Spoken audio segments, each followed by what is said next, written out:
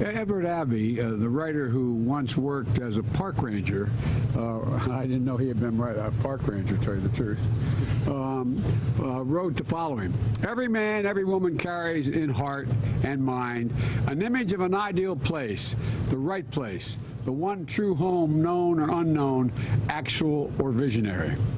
For many Seattle families, I think we're in that place right now, here in this park, and places like this. There are not that many like this, unfortunately. And all around this country, there used to be a hell of a lot more forests like this, but we're doing everything we can. Everybody behind me and all of you want desperately to protect what we have and increase what we have. You know, our natural wonders inspire, and the reflection inspires our to take action. You know, my mother had an expression, and I apologize to my colleagues. They've heard me do two things my whole career: quote my mother and father, and quote Irish poets. But I'm not going to quote the Irish poets today, okay?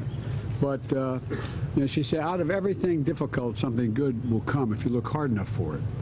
And I think that we're in one of those moments in world history and in American history where we've reached the point that the crisis on the environment has become so obvious, with the notable exception of the former president, that we really have an opportunity to do things we couldn't have done 2, 5, 10 years ago.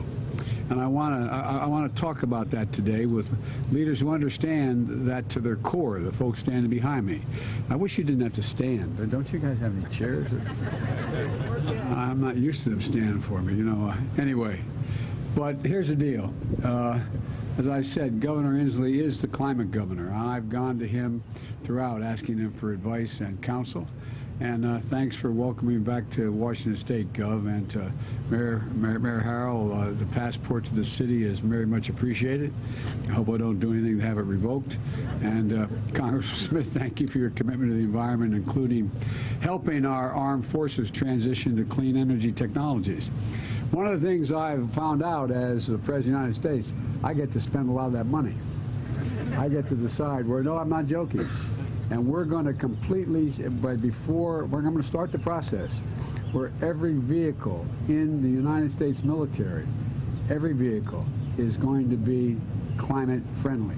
Every vehicle. We're going to have a, no, I mean it. We're spending billions of dollars to do it. And it's going to matter. You know, it matters. You know, in my view, this crisis, as I said, is a genuine opportunity. An opportunity to do things we wanted to do, and only now have become so apparent. On this day, 52 years ago, millions of Americans of every age and background rallied together on Earth Day. The guy I worked with as a young senator back in those days was a guy named Gaylord Nelson from Wisconsin. And the guy who helped organize Earth Day was a guy who from Delaware worked for me as well, and Mike McCabe. And you know, they had a vision for a healthier, more prosperous America. And over time, they delivered. They delivered. Cleaner water, proof that sustainable environment can mean a stronger economy. You know, and one of the things I'm proudest of in our administration, before I went into detail with my quote, green agenda, I got all the unions together. Literally got all the unions together. Bigger said the unions view it as against their interest. And starting with the IBEW electric workers, they endorsed it. And every union has stepped up because they figured it out. Their jobs, they're the ones who can help us transition in ways like never before. It's not going to cost them jobs. It's going to increase jobs. The IBEW is going to be building 50,000 electric stations, electric starting stations all across America, for example. And so, look, change continues today, and a new generation of Americans helping us lead the way against the threat of climate change.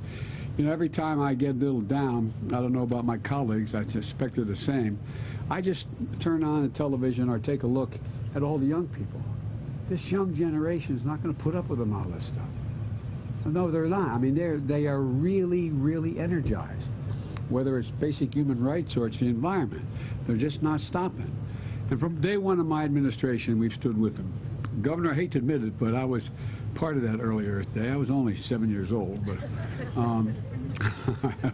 God, oh my Lord, I can't believe I said that. But anyway, It's been a passion of mine as long as I've been involved in public life. The first thing, what got me involved in politics, not that it matters to you all, but I was thinking about it on the way over here. I was a young attorney in Delaware, and they wanted to, across the top of my state, they wanted to connect two highways, and it's through what is the most beautiful part of the state. But instead of being willing to do it in an area that in fact had no consequence for the environment, they decided to put it through areas that were straighter but more damaging. And I got involved to try to stop the construction of that highway, which I did. That's what got me involved. And it caused me great problems because I ended up having to run for the county council, which was the hardest job I ever had. Didn't want it. At any rate, but as a matter of fact, in 1986 in the United States Senate, I introduced and we passed the first Global Climate Protection Act, the first time, and it was a warming legislation in the Senate. And on Earth Day, you know, we convened last year over 40 leaders from around the globe, reasserting America's leadership on climate after 4 years of administration denying that there was a climate crisis, denying that there was any need to do anything about the environment. And the commitments galvanized at that meeting, including our own goal of cutting emissions from 50 to 52% below 25 levels by 2030 and reaching net zero emissions by 2050, taking the steps the United States needs to limit the planet's warming to no more than 1.5 degrees Celsius, and the rest of the world started to come along. We did more than set bold goals, we acted to achieve them. Last year, with all the disappointments we faced, but last year the United States deployed the most solar, wind, and battery storage in American history. And we made record-setting investments in clean energy in rural America. For example, we have a $1 billion program that no one knows about except the Department of Agriculture, the grants and loans for farmers and rural co-ops to deploy solar and storage and power lines to carry clean energy across the country. We're investing in technology so you can heat and cool your home when the sun doesn't shine and the wind doesn't blow, because out here in Silicon Valley you're developing the battery technology. They showed me one that's about a little bit wider than this podium, about that thick and about this wide, that in fact you can install in your home, and when the sun ain't shining, that stored electricity runs the whole deal. And by the way, windmills don't cause cancer. And across the country, we have enough clean energy capacity to power now 56 million homes. Now, here's what we're doing with automobiles. I'm an automobile buff. I have a '68 Corvette that does nothing but pollute the air, but I don't drive very much. I brought together the automobile manufacturers. And Mary Barry, who runs General Motors, is a fine person. At the time, she was suing the state of California, General Motors, for their increased mileage requirements that exceeded the federal standard. I mean, the federal standard. And the argument Ford, General Motors was making was you couldn't exceed the federal standard locally. And we had a long talk. And I didn't suggest it, but she dropped that suit and contacted me and said, I'm going to make a commitment. I brought together the American automobile industry and they agreed on an ambitious goal, 50% electric vehicles by sales by year 2030. That's the commitment that they made. I didn't make it for them. They made it because they've realized what the future is. I saw it when I drove Ford's all-electric 150 pickup truck, which I might add, which was disappointing. It's faster than my Corvette. You think I'm kidding? It's a 4.2. You know, although I did suggest if I'm out of office and they have the first electric Corvette, I want to buy it. But at any rate, you know, when I drove the electric Jeep Wagoneer around South Lawn of the White House. You know, to date, automakers have announced investments of more than $100 billion in EV manufacturing. $100 billion. That's along with us setting ambitious standards to cut pollution in cars and trucks, to boost fuel economy standards, which we're going to be announcing very soon, upping the mileage requirement for the minimum miles requirement. But that's not all. The bipartisan infrastructure law, which the folks behind me are the reason why that occurred, I signed, provides billions of dollars for a nationwide network of 500,000 charging stations. 500,000. and with electric school buses. By the way, went down to North Carolina. You should see the factory down there. These buses, they have electric vehicles. It has a platform, folks, from me to you, about that thick, weighs about 6 zillion pounds. No engine, nothing else. That's it. But it's all electric, all electric. And guess what? We're going to eliminate tens of thousands of diesel school buses, which pollute the air and pollute the lungs. And look, industry, this industry and union workers are all stepping up. And there's a lot more. Here in Washington State, you're going to triple the federal commitment to your link. We're going to triple the federal commitment to your link light rail system, speeding progress in the largest transit. As my colleagues in the Senate will recall, I was referred to as Mr. Amtrak. I've taken over 1,200,000 miles in Amtrak commuting every single day. You think I'm joking? For 36 years, every single day, the Senate was in session to go home and see my kids. But the folks, you know, it's a simple proposition. Most people don't realize it. Given a choice to go from point A to point B and rail, electric rail, or drive your automobile, if you can get there fast or faster on rail, you take the rail. The estimates will take millions of vehicles off the road. The largest transit construction project in the country that runs entirely on clean energy. The bipartisan infrastructure law provides $66 billion. It's passed, $66 billion for freight rail, $39 billion for public transit, $10.6 billion for clean electric buses, and $2.5 billion for clean ferries on my coast of Delaware and out here for you all. This will take millions of cars worth of pollution off the road and get people to places quicker. You know, look, I think one Amtrak train carries as many passengers, I know the statistics, as 6 lanes of a major interstate highway. That's how many passengers it carries. Look, it matters. We saw new standards. We set new standards. We slashed methane and brought over 100 nations together when I was at the big meeting we had in Europe. 100 nations around the globe. And I got them to, there's 2 things I was able to accomplish. One, I got a pledge from, I think it was 144 of them, that they would eliminate methane and do the same thing we're doing to keep it. It's the most damaging of all the pollutants that are going up. We also set new standards for super polluting HFC emissions. Remember the big fight we had? I know it because when I almost lost an election because the DuPont company makes the long story. Anyway, but look, we set new standards for cleaner cement. You say, what the hell are you talking about, Joey? This is probably the only audience to understand cleaner cement. Cement is an incredible pollutant. An incredible pollutant. And it matters because cement's responsible for 8% of the global climate emissions. Cement. I got to admit to you, as long as I've been involved in this, until 2 years ago, I didn't know that. And we're delivering across the country. Lots of folks have promised it, but my administration is actually delivering revitalizing communities across Appalachia. Look, folks, I come from Scranton, Pennsylvania, where I was raised. The reason I got to Delaware is coal died. My dad was not in the coal mines, he was in sales, but the whole economy died. And, you know, you can understand why in places like West Virginia and southeastern Pennsylvania, and why people were worried about doing away with coal. You know, but it's their jobs. They don't know what they're going to do. But guess what? In the bipartisan infrastructure bill, the law is going to help us cap and seal abandoned mines. There's thousands of abandoned mines. Cap and seal them. They're no longer going to see pollution in the air or the water.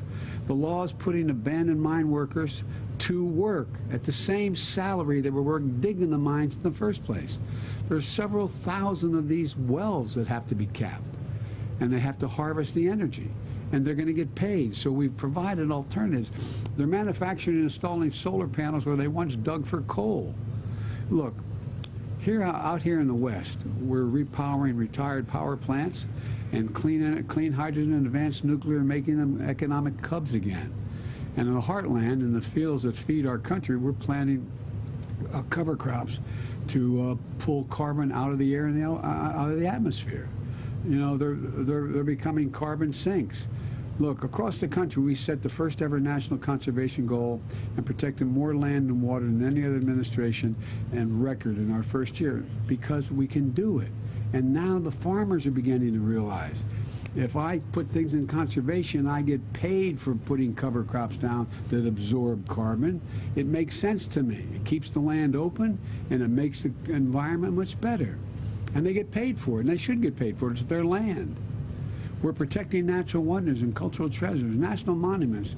I remember a little girl came up to me with her, I don't know how it happened, but I was walking outside and a woman came up with a little girl and she said, "Mr. President, please protect Bears Ears." I said, "I beg your pardon, honey?" She said, "Please protect Bears Ears." I said, "Bears Ears?" She said, "Yes." And I knew what Bears Ears was because I've tried to take my kids to almost every national park. And I said, "Okay, honey." She said, "Promise me? Promise me?" And we did. Bears Ears, forests like this longest forest. And by the way, we got some of the conservative Republicans to support it in their state. We got some support for it. And now we're working to restore the salmon runs here in the Northwest. Look, we're putting America on the cutting edge. We've approved the first commercial-scale offshore wind project in federal waters, which has already broken ground, with U.S. workers and U.S. Steel going to be building these facilities.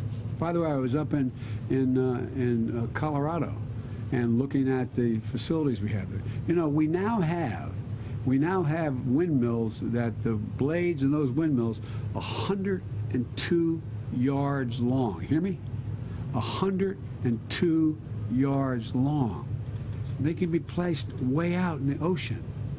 And, you know, and by the way, I made it clear to my friends up in Nantucket in that area, I don't want to hear any more about you don't like looking at them. They're pretty.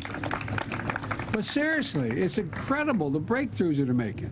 Once you tell a nation that we can do this, go do it, it's amazing what happens. It's amazing what happens. We've launched the first ever commercial flight powered by 100% sustainable aviation fuel. Lifted off with fuel grown here in America. Grown in America. We set the first net zero commitments for U.S. steel companies. And now we're rewarded for clean production through our first ever international carbon-based trade deal, which makes clean American steel cheaper to buy than dirty steel from other countries. And we're making it clear to the rest of the world that's what we're going to do. We put environmental justice at the center of what we do, addressing the disproportionate health, environmental, and economic impacts that have been borne primarily by communities of color, places too often left behind. I grew up when coal died in Scranton. We moved to Delaware. My dad had grown up. We moved to a little steel town called Claymont, Delaware, which is right at that arch that goes up into the Pennsylvania area there. And it's near a place called Marcus Hook, where there were more, at the time, more oil refineries than Houston, because of 10 million people in that Delaware Valley up there. And when I went to a small little school that was about a mile from the apartment complex we lived in, and a little school called Holy Rosary. And you couldn't walk to school because although it was a 4-lane access highway, it was just too dangerous to cross some of the streets. And my mother would get in and when it came spring, it came the fall, this is the God's truth. And you'd get in the car, and there's a little frost on the window, turn on the windshield wiper, there'd be an oil slick.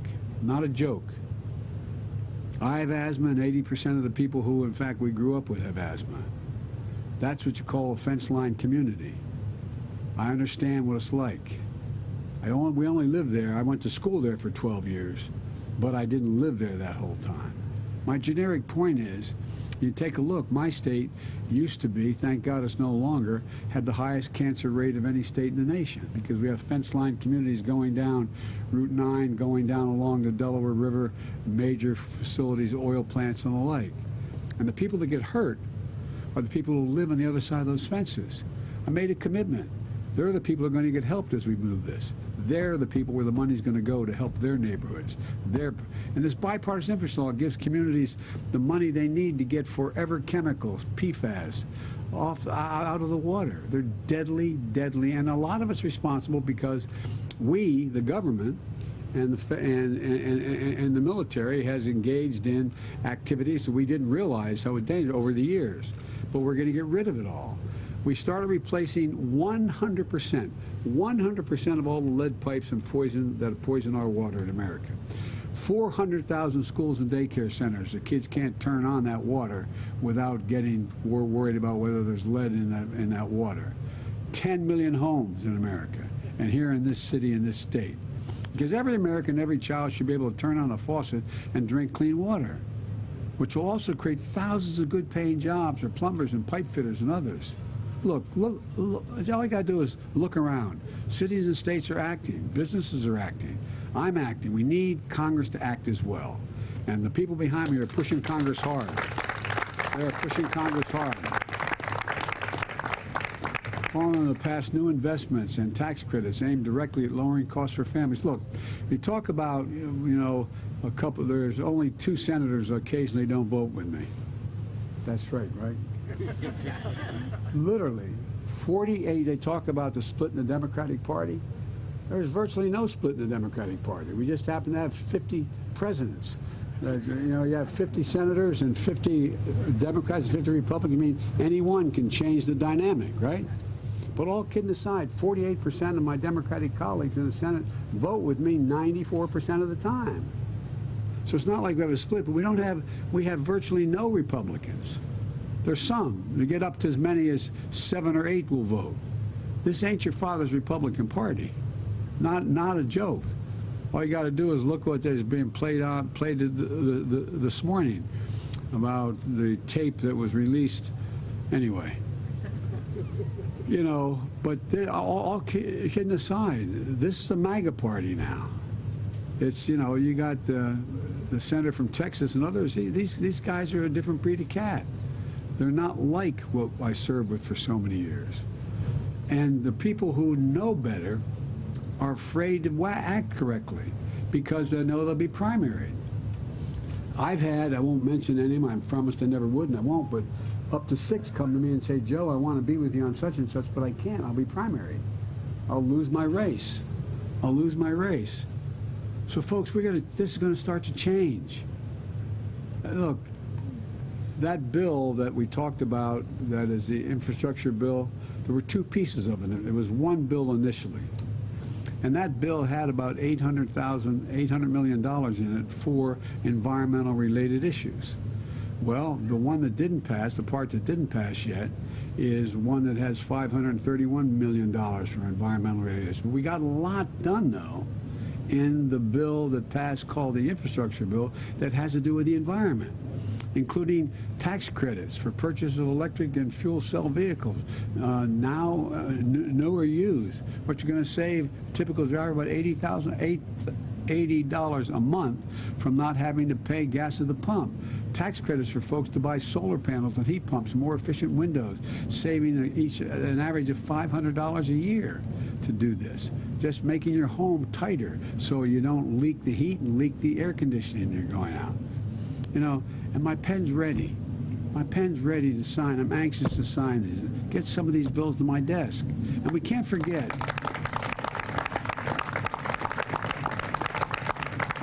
We can't forget that achieving our ambitious climate goals is going to require nature itself to play a role. If you compare the map of North America in 1620, and we have some of these maps, with America today, you'll see much of how much we've devastated our forest. I mean, it used to be, if you look from the Atlantic coast almost to the Mississippi River, was heavy forest. And we took it all down over those years. That's why today I'm signing an executive order to conserve our forests that do so much to protect us. Our forests are our planet's lungs. They literally are recycling and cycling CO2 out of the atmosphere. That's what they do. By the way, I spent time down in the Amazon and in Colombia and in Brazil. And guess what? More carbon is taken out of the air in the Amazon, that carbon sink, than every bit of carbon that is generated on a daily basis in the entire United States from every source. So what we should be doing, and I'm trying to get done, they're not going to make me like this, we should be paying the Brazilians not to cut down their forest. We got to cut ours down. We got to cut ours down. We got the benefit of it. We've got these third world countries, not third world, some are, in Africa and in South America. We got to, the industrial countries have to help. Scientists estimate that the protection and restoration of our natural lands and waters can provide more than 1/3 of the solution to climate change. Just that, if we did nothing else. So today I'm about to sign an executive order to strengthen our forests on federal lands and make them and the local economies they support more resilient in the face of wildfires. I've flown over every major wildfire in this country with FEMA since, not every, a couple I didn't, but the vast majority of them, and it's devastating. I've seen it from helicopters with FEMA just flying over here in Idaho. I didn't get to go to Oregon, but California. It's absolutely devastating. So we're going to work with state and local and tribal governments to map, catalog, and then conserve old-growth forests on our public lands. These are the forests. We're going to do this. These are the forests that store, sequester incredible amounts of carbon and help us fight climate change. The forests that are home to majestic trees like the ones here in this park's magnificent forest. You know, the executive order I'm going to sign is going to make good on the international forest protection commitments from the proposal I made in Scotland at Glasgow 26. I got 140 countries to sign up and say that together we represent 90% of the world's forests. And this includes our own effort to crack down on trafficking of illegal logged wood and products like the ones illegally deforesting areas around the world. In addition to that, I put in the bipartisan infrastructure bill that we're going to plant 1.2 billion trees. 1.2 billion trees across this country to begin the vital work of reforesting America. It makes sense, and it also makes a big difference, including in our cities and on our city streets. The executive order also recognizes that when it comes to protecting our communities from floods and storms, nature can help us as well. For example, when it comes to stopping flooding, sometimes a wetland is more effective than a seawall. I live along a state where it's only average 3 feet above sea level, the state of Delaware, the Delaware River, the Delaware Bay, and the Atlantic Ocean. Well, you saw what happened, by the way, down in the Gulf. You saw what happened in Louisiana when they had that. You know, it matters whether there's a wetlands. They're significantly more consequential than seawalls. In order to help bring more of those nature-based solutions into our planning, we have to move quickly. And with this executive order on Earth Day, we're also showing this moment of maximum threat and urgency can also be a moment of enormous hope and enormous opportunity. You know, that we carry in heart and mind the image of the ideal place, the right place, the one true home, known or unknown, actually visionary. I know you all feel it. You wouldn't be sitting here in cold with your coats not on if you didn't. So I'm not going to sign this executive order, and I think we're going to make, I just think this is the beginning of a new day. We're going to just have to overtake the opposition on this. I really mean it. So thank you all for being here. I'm going to sign this executive order.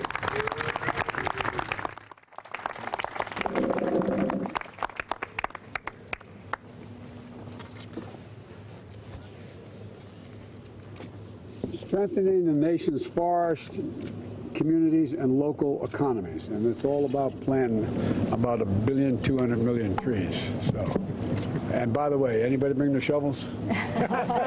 All right.